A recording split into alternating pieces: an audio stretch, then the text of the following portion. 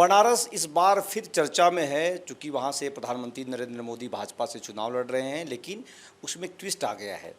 श्याम रंगीला जो प्रधानमंत्री की मिमिक्री करते हैं, वो कह रहे हैं खुद मैं बनारस चुनाव लड़ना चाहता हूँ। इन्होंने इतना भी बता दिया है कि लड़ने की पूरी तैयारी है। इनसे ही समझते हैं क्या वजह है। श्याम जी, एबीपी लाइव आपका स्वागत है। बहुत बहुत धन्यवाद। चुनाव में लोग कह रहे थे बड़ा फीका रहा, बड़ा शांत रहा, चुनाव में कोई हलचल नहीं थी। अब आप बनारस से जा रहे हो तो क्या लगता है कुछ हलचल बढ़ेगी वहाँ? बिल्कुल सर, ये है ना फीका रहा, इसी वजह से मुझे लगा यार वहाँ जाना चाहिए। और फीके फीके में बिना हलचल की, जैसे सूरत में हो गया और सब चीज़ें हो रही है, कुछ इधर हो रहा है उधर हो रहा है, शांत तरीके से, तो हम इसको शांत से थोड़ा सा जगाना चाहते हैं। और बनारस पहली बार जाऊँगा और बिल्कुल ताल ठोक के जा रहे हैं और मोदी जी के सामने जा रहे हैं। आपको तो लोग जानते हैं कि आप प्रधानमंत्री की मिमिक्री करते हैं, राहुल गांधी की करते हैं। जो आपकी पॉपुलैरिटी रही, जो लोग आपको देखते हैं वो लिखते भी यही हैं। हम लोग भी इसी तरीके से जानते हैं। अब आप कह रहे हो सीधा चुनाव मैदान में जाओगे, तो कहीं कन्फ्यूजन तो नहीं होगा कि मोदी जी बोल कहाँ रहे हैं? अब ये कन्फ्यूज़न लोगों का यही दूर करना है कि हम जो बोलेंगे ना वो मोदी जी की तरह नहीं बोलेंगे। हाँ, बोलेंगे उन्हीं की आवाज़ में कई बार, लेकिन बातें हमारी अलग होंगी। लोगों को ये समझ में आएगा कि हाँ, ये मोदी जी में इसमें जो कॉपी भी करता है इसमें भी बहुत फ़र्क है। तो ये बात है। जैसे मैं तो यही कह रहा हूँ कि मैं ये नहीं कहूँगा कि ना तो मैं यहाँ आया हूँ, ना मुझे बुलाया है, मुझे तो गंगा मैया ने बुलाया है। मैं ऐसी बातें नहीं करूँगा। मैं कहूँगा मैं यहाँ पे आया हूँ, मुझे लोगों ने बुलाया है, मुझे देश ने बुलाया है, और गंगा मैया का भी बोलना ही पड़ेगा कि बुलाया है। बाकी ऐसे झूठी बातें नहीं करूँगा। मतलब जो बातें होंगी, आप कह रहे हो बहुत सच्ची बातें करोगे। उन सच्ची बातों में क्या क्या प्लान करके जा रहे हो? बनारस का, चूँकि मैं वहीं का रहने वाला हूँ, तो बनारस में तमाम जो समस्याएं हैं, पानी की समस्या, कहते हैं गलियों का शहर है, आध्यात्मिक नगरी है, तो क्या आपका चोला बदलेगा? कुछ होगा, कुछ परिवर्तन करोगे उस हिसाब से? बिल्कुल, देखिए ऐसा है, पहली चीज़ तो ये कि मैं पहली बार जा रहा हूँ, ये कोई छुपाने वाली बात नहीं है। अच्छा, बनारस आप पहली बार जाओगे? जी, पहली बार जा रहा हूँ। और वैसे ही पहली बार जा रहा हूँ, जैसे धर्मेंद्र बीजेपी के टाइम टिकट लेके हमारे पास पहली बार आए थे, सनी देओल जी वो उधर से चुनाव लड़े थे। तो जहाँ जैसे एकदम से जाते हैं ना कहीं, उन्हीं को तो लोग जिता देते हैं। तो मैं जो जा रहा हूँ ना, उसमें ये नहीं है कि मैं बहुत बड़ा स्टार हूँ और मैं वहाँ पे जा रहा हूँ और मेरी जीत सुनिश्चित करने जा रहा हूँ, ये ऐसी कोई बातें नहीं है। बात ये है कि पहली बार जा रहा हूँ, तो वो ये कोई लोग ये भी कह सकते हैं कि भैया ये तो अभी तो पहली बार ही तो आया है, क्या यहाँ पे करेगा। लेकिन पहली बार की बात नहीं है। देश के सामने जो समस्याएं हैं वो जा कर के बनारस में लोगों से बातें करेंगे हम, और बनारस में लोगों से बातें करके लोगों तक पहुँचाएंगे कि भाई ये समस्या है इनकी, ओरिजिनली में ये समस्या है। मोदी जी ने गाँव को गोद लेने के लिए बातें करी थी, उनकी क्या सच्चाई है, मोदी जी के अपने संसदीय क्षेत्र में क्या सच्चाई है, सब चीज़ें बातें करेंगे एकदम लोगों से ज़मीन से जुड़ के। कोई बहुत बड़ा मतलब यूँ नहीं है कि हमारे पास ना तो वो चीज़ें संसाधन है कि हम निर्दलीय लड़ रहे हैं, तो वही बात है कि मैं ही हूँ बस और कोई नहीं है। तो ज़मीन से जुड़ करके हर एक व्यक्ति से बात करके लोगों तक जो चीज़ें रहेंगी वो सोशल मीडिया के थ्रू पहुँचाएंगे हम। श्याम भाई, जब मैं आपका इंटरव्यू करने आ रहा था तो मैंने बनारस में कुछ लोगों से बातचीत की।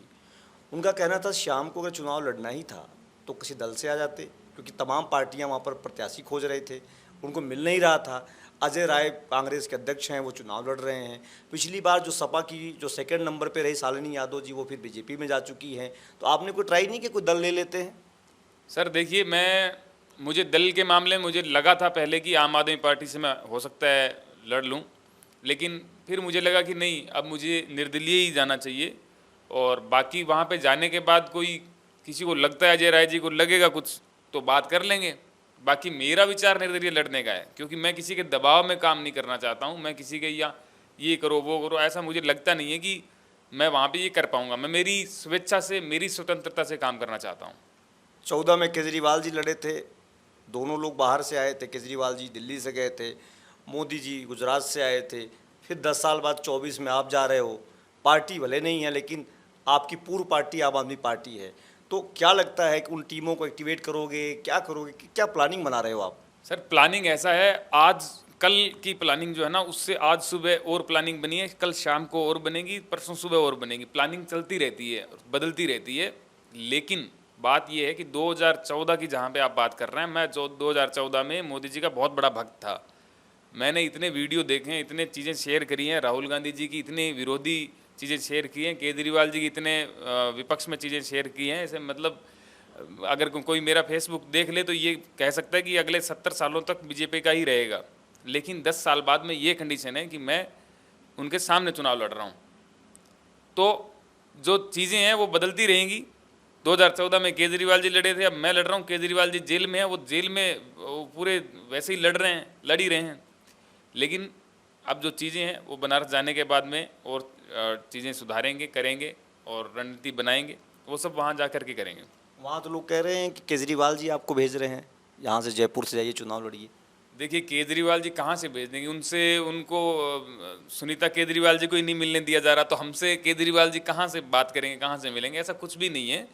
केजरीवाल जी से मेरी मुलाकात हुई थी 1.5-2 साल पहले, और उसके बाद जो आम आदमी पार्टी राजस्थान के अंदर इतना कुछ कर नहीं पा रही थी, टीम एकदम वो सॉलिड नहीं थी, तो हम भी थोड़ा साइड हो गए थे, क्योंकि हमारा काम वो नहीं है। हम कॉमेडियन हैं, कॉमेडी करते हैं, तो उसके अंदर तो हम वो थे ही। लेकिन थोड़ा सा अगर पॉलिटिकली और बढ़िया होता तो फिर राजस्थान में भी काम किया जाता। लेकिन अब जो है मैं जो चाहता हूँ, मैं जो करना चाहता हूँ वो मैं कर रहा हूँ, और मैं बनारस से कर रहा हूँ। श्याम भाई, एक जो मेरी बातचीत वहाँ से लोगों से हो रही है, उनका कहना है कि जो मुसीबत ये खड़ी होगी सामने लोगों के, कि एक तरफ आप उनकी मिमिक्री करते आए हैं, लोग आपको उसी रूप में जानते हैं, आप पहली बार बनारस जा रहे हैं, लोग देखने भी आपको आएंगे, ये पूरा पक्का। उनसे मेरी जो बातचीत हुई, उनका ये भी कहना है कि प्रधानमंत्री एक तरफ बोल रहे होंगे असली वाले, और एक तरफ आप बोल रहे होंगे, तो दोनों तरफ जो एक बातचीत होगी, वहाँ जो चर्चा होगी, उसमें लोगों को कन्फ्यूजन क्रिएट होगा, उसको कैसे दूर करोगे आप? कन्फ्यूज़न का तो ये है, लोगों को जो कन्फ्यूज़न होगी कि ये कॉमेडी करने आए हैं या राजनीति, ऐसी बात आप पूछ रहे हैं क्या? देखिए, लोगों को कन्फ्यूज़न होगी, लोग अपनी जगह एकदम सही हैं, लेकिन 4-5 दिन 10 दिन में लोगों को ये समझ में आ जाएगा कि हम वहाँ पे राजनीति करने आए हैं या कॉमेडी करने आए हैं। अभी के लिए तो उनको लगेगा, लेकिन हम जब जाएंगे, हम वहाँ पे काम करेंगे, तो लोग ये समझेंगे कि हम कॉमेडी के ज़रिए राजनीति करने आए हैं। वो राजनीति के जरिए कॉमेडी जो वहाँ पे कर चल रही है, पूरे देश में राजनीति के जरिए कॉमेडी चल रही है, हम वहाँ कॉमेडी के जरिए राजनीति करो। हम वहाँ पे कॉमेडी के जरिए राजनीति करेंगे, लोगों को ये चीज़ समझ में आएगी। नहीं, आपको लगता है बनारस वाले गंभीर हैं इतना आपको लेकर के? अगर आप बातें करोगे सुनेंगे वो? सर देखिए, अब आप जो हैं बनारस से हैं और आप गंभीर लग रहे हैं मुझे, तो मुझे लग रहा है कि जिस पहले व्यक्ति हैं जो अब मैं बनारस वाले से मिला हूँ अभी ये डिसीजन लेने के बाद में, तो आप गंभीर हैं तो वो तो होंगे ही, और वहाँ जाने के बाद में सब चीज़ें क्लियर हो जाएगी हमारे लिए। तो घाट गंगा इन चीज़ों को आप फोकस करोगे? शिव का मंदिर बना है, वहाँ पर कॉरिडोर बना है, मोदी तो कह रहे हैं कि प्रधानमंत्री जी का कहना है कि हमने वहाँ बहुत काम किया है। श्याम जी क्या करेंगे वहाँ? एक 2-3 विजन सुनना चाहूँगा आप। सर काम जो है ना वो बहुत सही बोल रहे हैं, वो उन्होंने काम किया है, बिल्कुल किया है, राम मंदिर का किया है, उन्होंने कॉरिडोर बनाया होगा वहाँ पे, कोई उसमें संशय नहीं है। लेकिन मैं जो कहना चाह रहा हूँ, मैं कहना चाह रहा हूँ कि सूरत के अंदर जो चीज़ें हुई, मतलब आप विपक्ष की कोई पार्टी है उसको आप लड़ने का तो मौका दीजिए ना। वहाँ पे 75% वोट वैसे ही बीजेपी को आते हैं, तो जीत तो वैसे ही सुनिश्चित थी उनकी, तो कम से कम लोकतंत्र का बचाने का उदाहरण तो आप पेश कर सकते हो ना। अब वैसी चीज़ें हर जगह हो रही है, चंडीगढ़ में हुआ, अभी अपने इंदौर में हो गया, तो वो जब सब चीज़ें हैं ना, हमारा मुद्दा वो है, हम वो मुद्दा लेकर के जा रहे हैं, पूरे देश के सामने आवाज़ रखने जा रहे हैं कि भैया यहाँ पे अगर बनारस में कोई उदाहरण पेश करने के लिए वाराणसी से कोई नामांकन वापस लेने लग गए या वो वापस करवाने लग गए, तो मैं जो है वो मैं मिलूंगा लोगों को खड़ा हुआ कि भैया मैंने नामांकन वापस नहीं लिया। मतलब आप नामांकन वापस नहीं लोगे, तय है ये? बिल्कुल तय है। प्रस्तावक मिल गए आपको? प्रस्तावक भी मिलेंगे, सब चीज़ें मिलेंगी। मैं कह रहा हूँ ना कि प्रस्तावक तो आप ही हो जाओगे मुझे लग रहा है, लेकिन मैं ये कह रहा हूँ बनारस जाने के प्रस्तावक हैं, सब हैं, लेकिन अभी डिस्क्लोज नहीं कर रहे हैं हम। डिस्क्लोज अगर हमने कर दिया तो हमारे साथ वही होगा जो सूरत में हुआ। श्याम भाई, अब ये आखिरी सवाल एक सुना दो आप, क्या तैयारी, क्या स्लोगन्स होंगे? कुछ तो बना रखा होगा आपने, या आज बताई दो दर्शकों को। एक नहीं, बिल्कुल उसी आवाज़ में बता दीजिए जिस आवाज़ में सुनाते हैं। उसी आवाज़ में बताएंगे आपको। और मोदी जी अगर खुद ये देखेंगे कि यार श्याम रंगीला लड़ रहा है, तो यही कहेंगे, भाइयों बहनों मुझे पीड़ा होती है, ये श्याम रंगीला जो कल तक सोशल मीडिया में मेरी आवाज़ निकाला करता था, अब मेरी आवाज़ निकाल करके मेरे ही सामने लड़ने के लिए बनाना चाह रहा है, मुझे पीड़ा हो रही है। तो यही राहुल गांधी देखेंगे तो बड़े खुश हो जाएंगे, वो क्या कर सकते हैं? आपको क्या उम्मीद, राहुल गांधी क्या कहेंगे आपको अगर कहते हैं तो? राहुल गांधी जी यही कहेंगे, राहुल गांधी जी बिल्कुल यही कहेंगे, अगर सुनेंगे तो भी यही कहेंगे कि देखिए भैया, देखिए मजा आया, ये देख करके मुझे मजा आया, और ये मजा मैं पूरे हिंदुस्तान को देना चाहता हूं, मैं तो देना चाहता हूं, श्याम रंगीला मजा दे रहा है, यही कहेंगे। श्याम क्या कहेंगे? अपनी आपकी क्या तैयारी है? मेरी तैयारी यही है कि मैं बनारस में आया हूँ, बनारस वालों के लिए आया हूँ, और बनारस जो है आज पूरा देश जो है ना वो बनारस देख रहा है कि बनारस में क्या हो रहा है। संसद, एक मोदी जी का संसदीय क्षेत्र है, तो हर देशवासी की नज़र वहाँ पे है, तो मैं उस नज़रों में आकर के देशवासियों को संदेश देने के लिए आया हूँ, और चुनाव लड़ने के ज़रिए जो है वो ये संदेश सब तक पहुँचना चाहिए कि हाँ भाई मैं क्यों लड़ रहा हूँ, वहाँ से लड़ने की मुझे क्या ज़रूरत पड़ी, एक कॉमेडियन को क्या ज़रूरत पड़ी, ये संदेश देने के लिए मैं जा रहा हूँ। तो अब ये श्याम रंगीला जी से आपने वो सारे सवाल जो हमारे बनारस के कुछ लोगों ने भी कहा था, हमने इनसे कर लिया है। इन्होंने कहा कि अभी तक जो राजनीति है उसमें कॉमेडी हो रही है, ये करें हम कॉमेडी के द्वारा में राजनीति में जाएंगे और चीज़ों को करेंगे, बनारस के मुद्दों पे बात करेंगे, उनके उन तमाम जो मोदी ने जो 10 सालों में काम किया प्राइम मिनिस्टर के तौर पर, वहाँ पर भी ये पूरी चीज़ों को देखेंगे। इनकी पूरी तैयारी है, और रोचक बात यह है कि अंतिम चरण का चुनाव वहीं पर होना है, तो मतलब पारा बनारस का इस बार राजनीतिक पारा जो है बहुत ही हाई रहने वाला है।